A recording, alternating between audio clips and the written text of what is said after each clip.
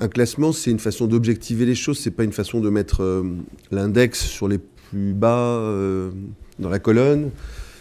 Donc ce qu'on espère dans ce travail d'objectivation, c'est que c'est à la fois un encouragement pour ceux qui sont en bas, de se dire qu'ils peuvent encore progresser, et puis que c'est pas une façon de dissuader ceux qui sont en haut cette année, parce que voilà, c'est un processus qui est continu, et il faut pas relâcher ses efforts. Donc voilà, on essaie d'être utile en faisant ce travail-là, et Patrick, vous nous avez fait un superbe travail, avec une insistance très forte sur les limites de l'exercice, mais ça vous honore pour l'essentiel. Je pense que c'est du bon boulot, quoi. J'ai l'impression. À vous d'en juger. Alors oui, vous disiez, Patrick, qu'on allait peut-être donner la parole rapidement à quelques-uns du membre de nos comités d'experts. Allez-y, alors, est-ce que vous avez je vous passe un micro, s'il vous plaît. Merci. Didier Hayette. Hayette, pardon. Donc BPI France, moi ce que je retiens au-delà du classement qui évidemment est intéressant, puis ça fait le jeu, quoi, hein, c'est un peu ça, mais il y a aussi ce regard sur l'ensemble, et moi je le trouve très intéressant sur les points forts, les points faibles. Et moi, en tant que BPI France, financeur des PME, etc., et porteur de cette démarche de RSE, hein, moi je suis directeur du développement durable chez BPI France, et on essaye depuis quelques années déjà de porter ce message-là, de développer la RSE dans les PME. Je constate que le principal point faible que vous relevez dans le CAC 40, c'est la relation avec les fournisseurs, dans la supply chain, etc. Donc voilà, moi, c'est là qu'il faut progresser, quoi, hein. Et j'allais dire que par les deux bouts, on va faire avancer toute l'économie française en matière de RSE. Et à la fois en favorisant nous investisseurs, nous financeurs. Changer de micro, ouais, Didier, parce que il a l'air... Si. Non, ça faisait bien d'avoir un micro en main, mais en fait, il fonctionnait pas. Technicien de Bon, dommage, ce ne sera pas enregistré, mais vous l'enregistrez. Peut-être redites juste l'essentiel sur l'histoire voilà, la supply chain. Pour moi, de ce travail, là, au-delà du classement, c'est de repérer les points forts et les points faibles globalement des démarches de RSE du CAC 40. Et le point faible majeur, c'est la relation avec les PME. Et or, nous qui sommes investisseurs, financeurs des PME, nous portons au sein de BPI France, comme beaucoup d'autres investisseurs et financeurs, une démarche de progrès auprès des PME. Et on voit bien que si tout le monde s'y met, eh bien, globalement, l'économie française progressera en matière de RSE. Hein, voilà, c'est ce que je voulais dire. Nick Land, Jean-Philippe. Oui, bonjour, Jean-Philippe Desmartins, donc membre du jury. 3 petits points, puisque le temps passe, mais c'est l'importance de voir que les entreprises françaises, en général, sont plus transparentes que les entreprises en Europe, en général, et encore plus en dehors d'Europe. Donc ça, il faut le saluer. C'est vrai du CAC 40, c'est vrai aussi des entreprises du SBF 120, etc. C'est vrai que l'intérêt, il est, du point de vue de l'investisseur et du FIR que je représente, il n'est pas forcément dans le classement, hein, tel qu'il est donné, mais beaucoup plus, ça a été dit par Didier, sur ce sur quoi les entreprises communiquent et ce sur quoi elles communiquent moins.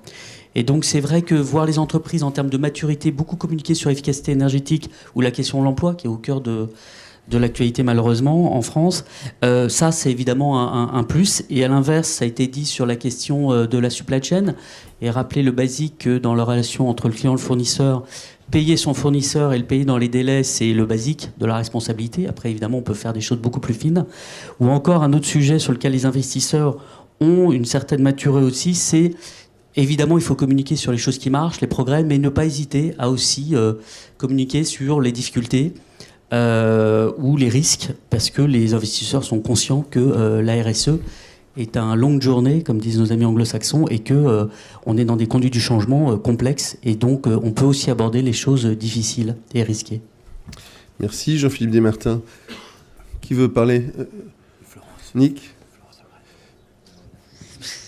Alors Florence, puisque vous donnez la parole vous-même, et que je m'ajuste.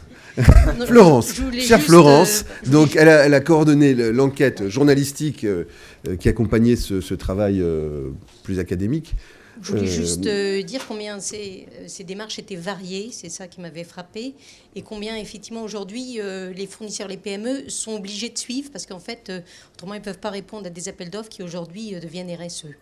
Donc il y a vraiment une dynamique qui aujourd'hui s'étend beaucoup plus largement que les grands du CAC 40. Et Florence, on espère l'année prochaine, effectivement, sans doute faire un peu plus large. Avant de t'embarquer dans cette aventure, tu y croyais? Tu pensais que c'était un sujet passionnant comme ça? Ou en vrai, comme a laissé entendre Patrick tout à l'heure, comme tous les journalistes économiques, tu disais que c'était un peu bidon? Non, mais j'avais l'impression peut-être que c'était quelques leaders qui le faisaient, mais aujourd'hui on s'aperçoit que c'est quelque chose de très très varié, et même chaque entreprise a sa façon de cerner la chose, et donc c'est beaucoup plus multifacette qu'on ne pourrait penser. Et c'est pas juste RSE comme ça, c'est pour Solvay ou pour Carrefour, ça ne veut pas dire la même chose. Et il y a des entreprises qui pensent dans la finance parfois qu'elles n'ont pas forcément quelque chose à faire en la matière, alors que si, elles vont trouver leur façon d'y répondre. Voilà. Merci beaucoup. Nick Landreau, donc vous êtes le représentant en France de l'IERC, donc le Conseil international sur le reporting intégré. Alors, ce qui est très intéressant... Et membre du comité d'experts. Et membre du comité. Ce qui est très intéressant, c'est que finalement, aujourd'hui, on ne parle pas que de reporting, mais aussi de gestion intégrée. Et finalement, l'intervention de M. Schweitzer le démontre parfaitement. Ouais. C'est que la RSE fait partie du business model de l'entreprise. Et donc, c'est vraiment le futur. C'est aujourd'hui, on est vraiment passé de ces 3 étapes. Je ne vais pas y revenir parce que je ne vais pas paraphraser ce qu'a dit M. Schweitzer bien mieux que je pourrais le faire, mais... Le cœur du sujet, et je rentre d'une conférence internationale au sein de l'IRC où on voit des entreprises de partout dans le monde impliquées dans le reporting intégré, dans la gestion intégrée, c'est comment est-ce qu'on peut améliorer sa gestion via la RSE. Et donc on fait ce lien maintenant dans tous les secteurs, et bien entendu, il y a des écarts, et la France, j'ai envie de dire, on a la chance d'être en avance sur le reporting, grâce notamment au Grenelle, et tout notre challenge, et c'est ce qui serait intéressant, outre l'élargissement du CAC 40 à d'autres entreprises, c'est aussi maintenant d'aller un cran plus loin dans l'analyse en se disant, mais finalement, par rapport à ce qui était reporté, d'accord, dans le reporting de l'entreprise, qu'est-ce qui a été réellement mis en valeur et géré au niveau du board dans les questions de la RSE. Dominique, vous voulez dire un petit mot? Dominique Ledouble, donc, qui représente ici qui préside l'association des évaluateurs indépendants. Oui, je voulais dire deux mots à la suite de ce que disait, de ce que disait Nick. Finalement, ce premier document, il est un des points de départ. Il est un point de départ parce qu'on reste quand même encore dans une situation en silo dans laquelle vous avez de l'information financière, ça, on n'en parle pas ici, et puis de l'information non financière qui est le sujet de ce matin. L'intégration entre les deux, le mixte entre les deux, les relations entre les deux. Pour l'instant, on ne l'a pas cherché, mais on le voit évidemment pas. Hein, bon.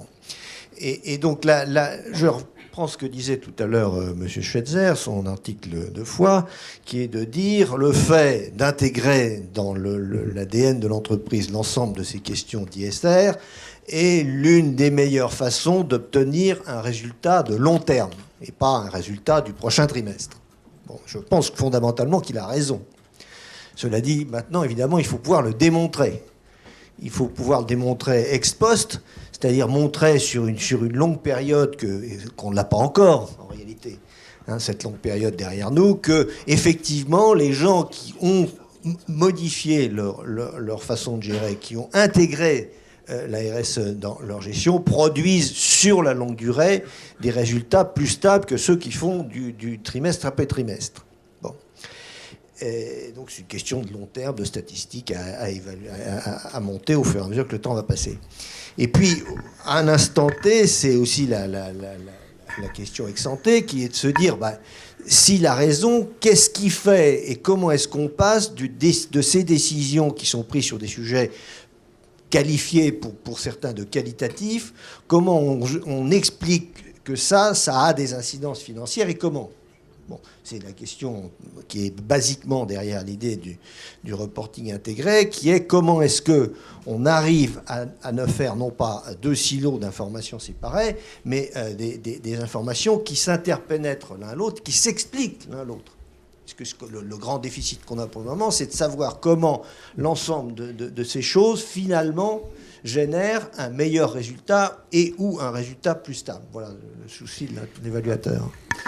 Dominique, petit mot de commentaire, Patrick. Oui, je ne peux pas m'empêcher d'ajouter à votre questionnement sur le lien avec la performance. Quand même, la sortie la semaine dernière de la énième analyse, celle-là, elle vient d'Oxford University, je vous la mets à votre disposition, qui, sur 190 études, démontre à nouveau ce que les études précédentes, dont celle CDC soutient, qui va être présentée très peu de temps par l'École des mines de Mathieu Glachan, qui démontre les corrélations positives entre performance actionnariale, performance financière et investissement RSE, et qui rejoignent les études pionnières qu'avait fait Harvard sur le lien en sujet. Donc vraiment, on a depuis 3-4 ans des réponses d'économétrie, de mesures aujourd'hui qui sont lourdes et qui font avancer. Alors elles ne sont peut-être pas aussi satisfaisantes qu'on le voudrait les techniciens, mais enfin elles sont dans le chemin. Alors moi je voudrais peut-être proposer à Jérôme Bédier qui est dans la salle de nous donner un témoignage. Jérôme Bédier, tenez, je crois que c'est le micro qui marche bien celui-là. Jérôme Bédier, donc vous êtes secrétaire général du groupe Carrefour et je crois que c'est un peu sous votre impulsion que s'écrit la politique RSE du groupe. De la RSE, ouais. Voilà. Même si vous avez, je crois, rattaché à vous un directeur de la RSE spécifiquement. Hein. Donc vous êtes en tête, vous n'êtes pas le seul en tête, puisque vous avez vu 4 stricts ex aequo, mais vous êtes en tête de ce travail. Vous attendiez à être dans les meilleurs benchmarks, vous attendiez à ce bon score? Non, on ne s'attendait pas, on est heureux de ce score. C'est pour nous un encouragement. C'est un sujet difficile, hein, la RSE. Et on est extrêmement sollicité sur un très très grand nombre de sujets. Sollicité comme on est par des qui? intégrateurs, par tout le monde.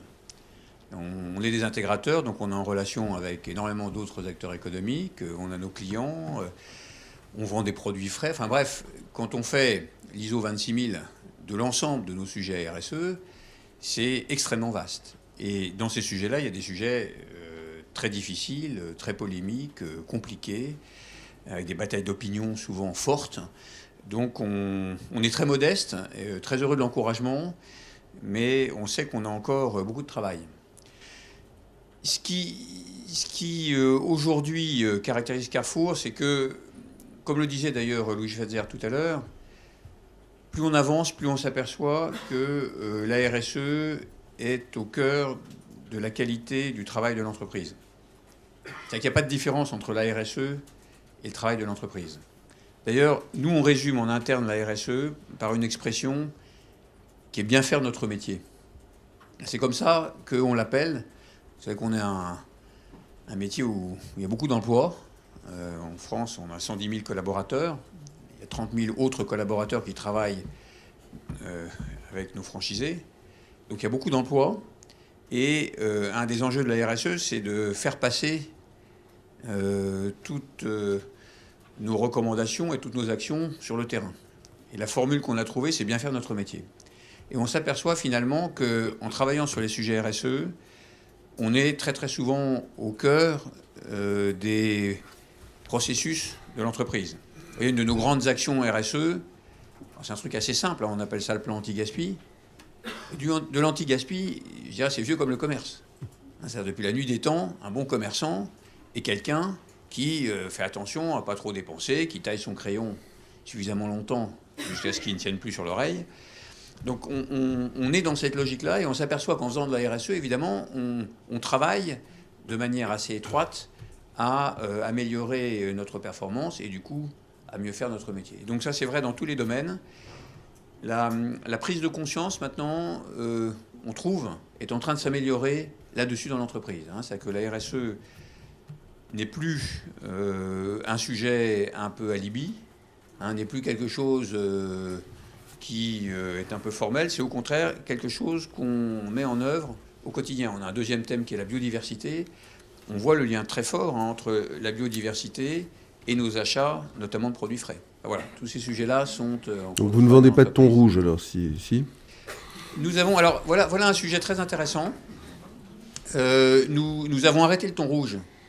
Et nous avons repris une petite vente de thon rouge, de thon pêché à la ligne, avec des artisans en Méditerranée.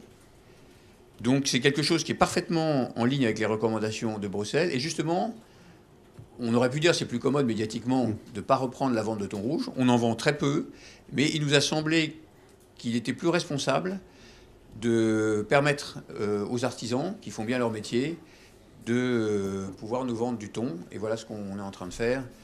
Et on va suivre ça de manière étroite avec tous les experts. Merci beaucoup et bravo. Hein.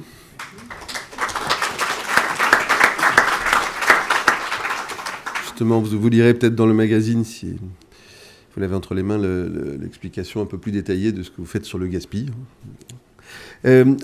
La parole à ceux qui veulent poser des questions. Alors, qui peut faire circuler le micro? Est-ce que quelqu'un aurait la gentillesse? Marion va s'en occuper. Merci.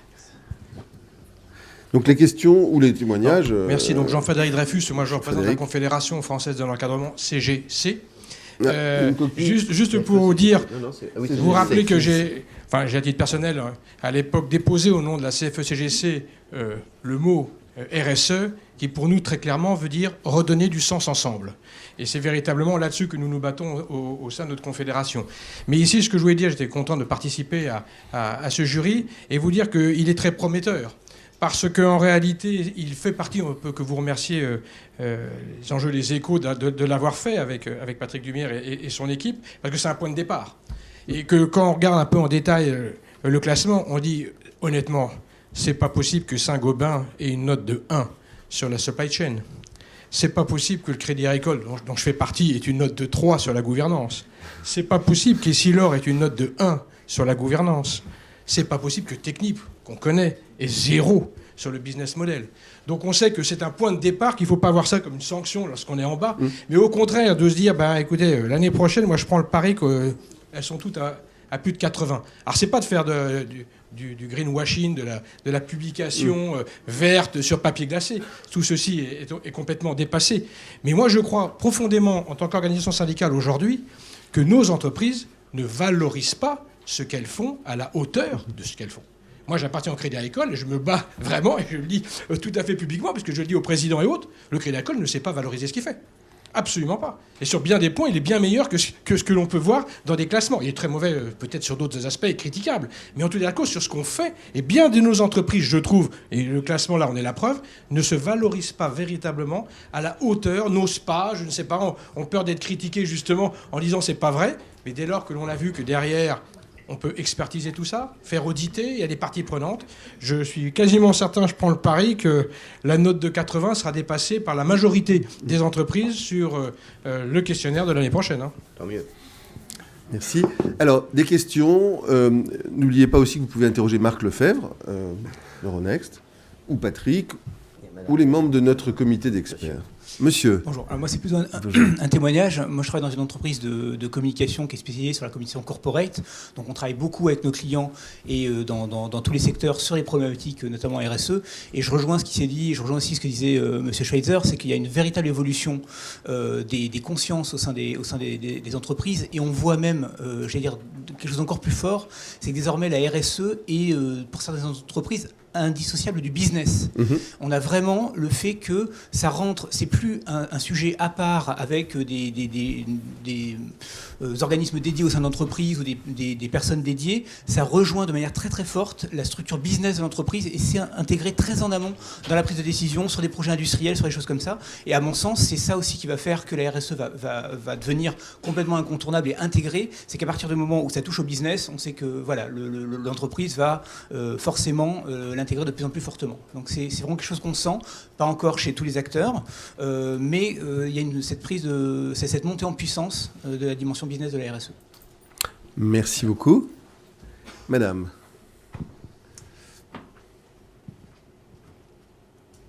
Bonjour, merci beaucoup pour cette présentation. Isabelle Boudard du comité 21. J'avais deux questions assez liées. La première, c'était sur les critères du coup, que vous avez pu évaluer. Comment vous avez pris en compte le lien avec les communautés locales, la notion d'ancrage. Et du coup, question assez liée, est-ce que dans le comité d'experts, vous envisagez éventuellement d'intégrer des collectivités à un moment ou à un autre? Parce que c'est vrai que ces entreprises travaillent évidemment en lien avec les territoires. Donc comment ce point est intégré dans votre analyse? Merci. Alors Patrick.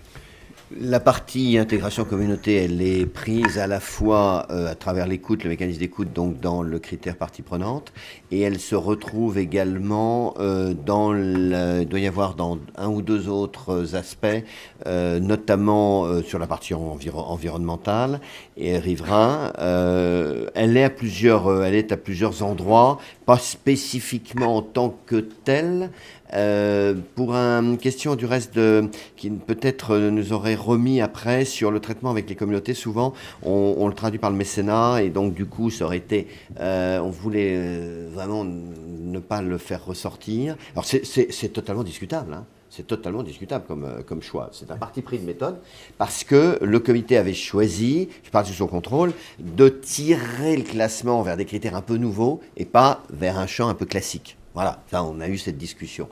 Bon, maintenant, j'enregistre, Isabelle, et c'est pour améliorer les choses, ce que vous dites est à prendre en compte. Et la prise en compte dans notre comité... est à prendre en compte, des collectivités, oui, qui jouent...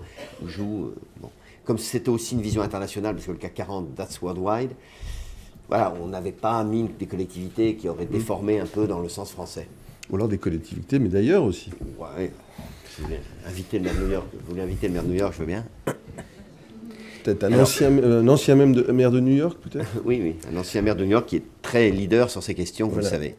Et sur l'information financière, par ailleurs. Mais sur les deux, du reste, sur les deux. C'est ça qui est intéressant. Bloomberg, Jean-Philippe, qui travaille sur les deux, puisqu'il préside l'organisation américaine qui, dans ce domaine, délivre des critères. Donc, il a fait le lien. Oui. Une autre question, peut-être deux autres, et puis après on va conclure. Oui, au revoir. Oui, bonjour. Sylvie Marguerite Alstom. J'aimerais savoir comment cet indicateur va s'articuler par rapport aux autres classements qui existent déjà et sur lesquels les entreprises passent déjà énormément de temps. Donc, et puis, question subsidiaire, à quoi va-t-il servir? À qui va-t-il servir?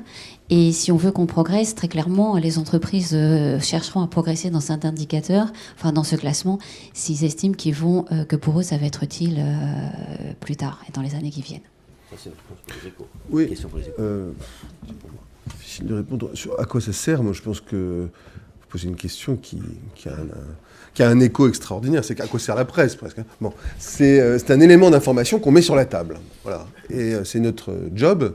Un élément d'information qui peut être, comme vous disiez Patrick, critiquable, mais qui était le plus sérieux possible, et à mon avis, qui sert à vous aider, vous qui êtes dans les entreprises, à aller voir le CEO et lui dire on peut progresser encore. Alors, ça peut être décourageant si vous êtes trop haut, peut-être, parce que si je dis tout va bien, mais je pense que c'est un outil de benchmark entre vous. On va tout mettre en ligne, hein. Tout sera en ligne, donc les réponses, et chacun d'entre vous le saviez, puisque c'était précisé, donc il n'y a pas d'information confidentielle là-dedans. Donc un outil de benchmark, un outil d'information pour le public, et un encouragement, comme vous disiez tout à l'heure, hein, à ce que chacun, l'année prochaine, soit au-delà de 70, 80. Et puis un jour, on changera les critères, parce que vous serez tellement bon qu'il faudra faire autre chose. Voilà. L'usage de ce questionnaire, c'est ce que les gens voudront en faire. Nous, on n'a pas de projet caché.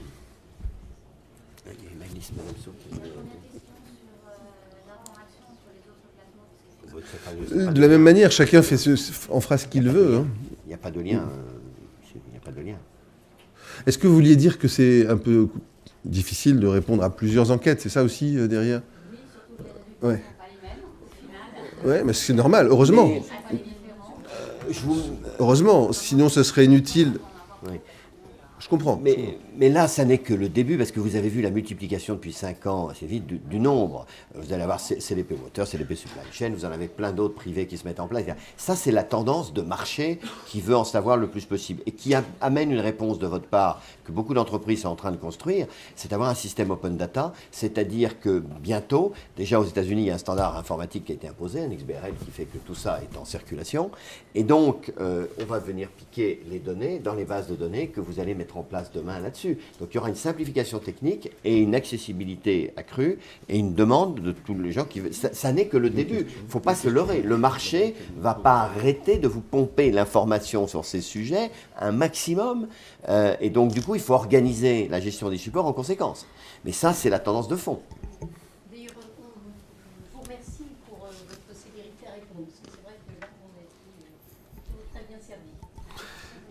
Alors, une toute dernière question, madame. Peut-être à Maïlis Souk, peut-être donner à madame Souk du ministère des Finances.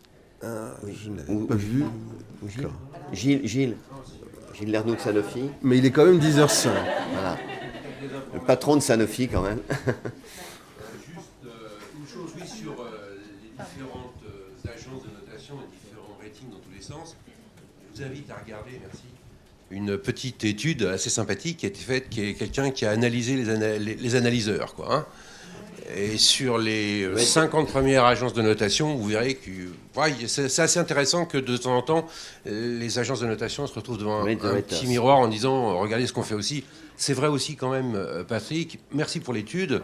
Je prendrais plutôt ça comme une étude, une photographie. Mais c'est vrai qu'on est, on est obligé de sélectionner, quoi. Je vais être un peu provocateur, mais certains d'entre vous me connaissent, donc ça les choquera pas trop.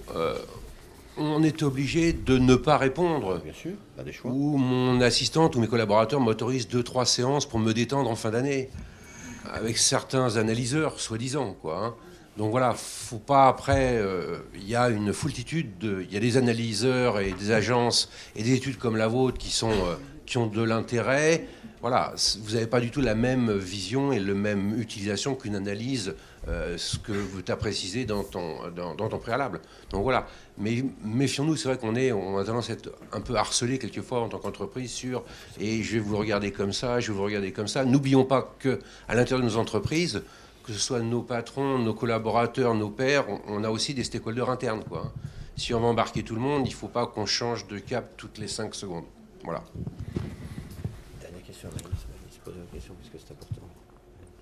Merci. Maïlis Souk, secrétaire générale du point de contact national français, qui est chargé de la promotion et du respect des principes directeurs de l'OCDE à l'intention des entreprises multinationales. Direction générale du Trésor, ministère de l'Économie et des Finances. Je voulais vraiment vous remercier pour ce travail très complet, très intéressant, qui, en tout cas, moi, au PCN, m'intéresse beaucoup.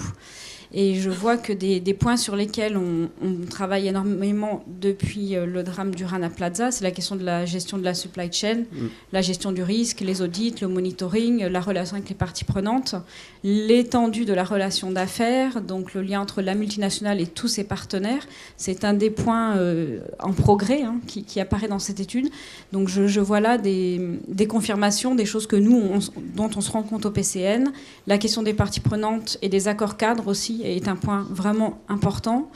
Et nous, on n'intervient pas sur la question de la relation des multinationales françaises avec leurs fournisseurs français, parce qu'on n'a pas de saisine sur ces questions-là. En revanche, il y a sans doute un prisme à ajouter dans l'étude sur la gestion de la responsabilité au sens international. Et on reste à la disposition des entreprises et surtout de Patrick Demierre pour continuer à travailler ensemble sur ces questions. Merci beaucoup. Merci. Attendez, juste une toute dernière question, madame. Mais cette fois-ci, c'est vraiment la dernière. Alors moi, c'était pas vraiment une question. Moi, je suis Stéphanie Ampère de Spark News. Je ne sais pas si vous connaissez l'Impact Journalism Day. En fait, ma question, enfin, c'est pas ma question, c'est suite à ce que vous avez dit, un classement super, mais pourquoi pas aussi juste être là pour inspirer, montrer les best practices. Vous parliez de benchmark tout à l'heure.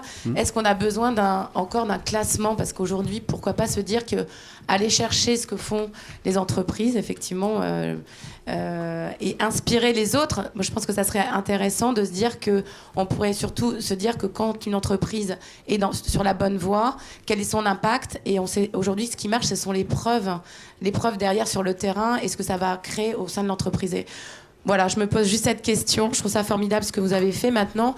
Est-ce qu'il n'y a pas une autre manière, justement, et ça serait le rôle des médias, parce que moi je les connais bien, et on a travaillé avec 40 pays aujourd'hui dans le monde pour qu'au lieu de dénoncer, qu'ils apportent des solutions. Est-ce qu'on ne pourrait pas aller aussi dans ce sens-là? Vous avez juste à feuilleter le journal. Voilà. Merci. Alors merci beaucoup. L'article de Florence va dans ce sens. Donc simplement, on a ajouté ce classement pour susciter le débat aussi, la prise de conscience, le benchmark, tout ce qu'on a dit. Et puis bien sûr, notre travail, c'est de raconter les best practices. Vous les lirez. Juste pour conclure, c'est important que ces débats aient lieu effectivement Marc Lefebvre. Au cœur de la bourse pour qu'effectivement on puisse partager ces meilleures pratiques. C'est bien le rôle de l'entreprise de marché de connecter émetteurs et investisseurs et de partager les meilleures pratiques. Donc on est ravis de la qualité des débats qu'on a eus ce matin et on félicite encore les travaux. Merci beaucoup Marc Lefebvre, merci Patrick, merci à vous tous, bonne journée.